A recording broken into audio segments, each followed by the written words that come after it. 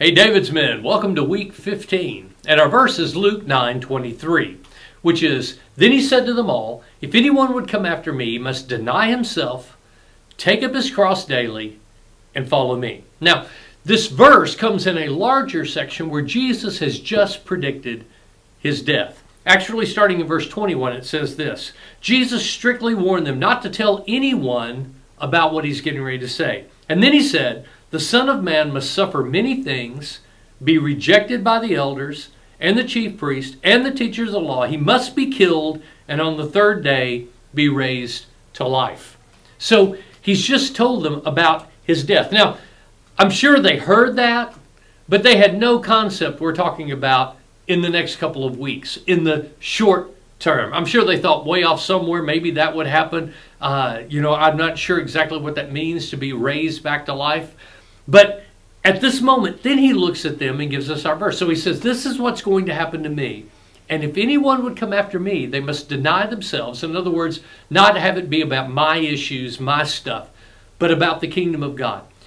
He goes, deny themselves, take up their cross daily. Take up that you are called to sacrifice, that where you are called to serve or to give, and then follow me. Follow in my path.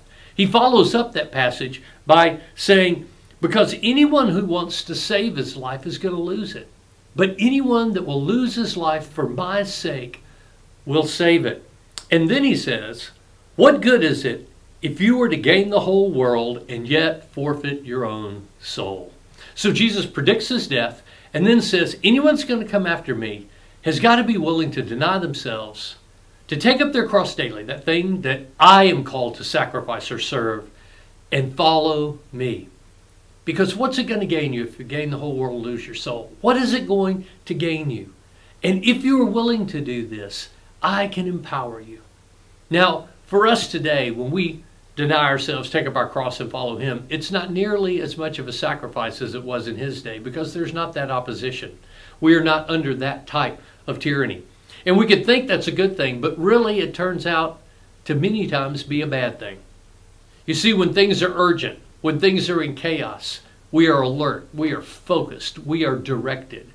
When everything's casual and everything's easy, and it's very easy just to kind of wander through life, many times we don't have that urgency that they had. I want us, as we walk through this David's Men series, as we begin to look at what does it mean to be a God man, to be that guy that God has called, as we read our book, Every Man God's Man, what does that mean? That we have a heightened sense of, I don't want to waste a day. I don't want this to all be about me, mine, what I can get, how many toys I can amass, what kind of job or title or position I might be able to get a hold of. I want my life to count for more than just this life. I want to deny myself, take up my cross and follow him. As you're reading that book, as you're thinking about a mentor that you would go have a conversation with, let that echo in your ears. I want to be sharp. I want to be focused. I want God to use me in my life.